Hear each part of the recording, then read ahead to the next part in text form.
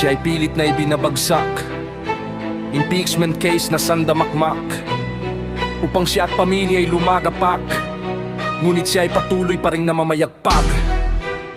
Tatak Duterte, di pa tatalo, di pa palupig.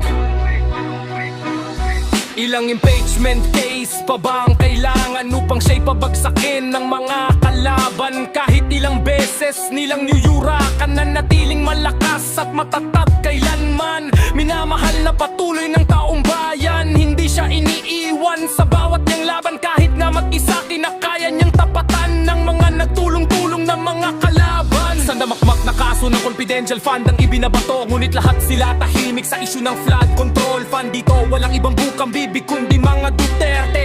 Lahat na lang mali sa kanila isinisisi, halatang halata. Puro pamumulitika, wala na kayong ginawa kundi siraan sila. Kaya tuloy lahat kayo'y nagmumukhang tanga. Inday Sara Duterte na mamayagpag pa nga. Anak siya ni FPRAD, siya ang future president natin pare. Matapang, matatag at palaban, hindi nyo mapapatumbay yan.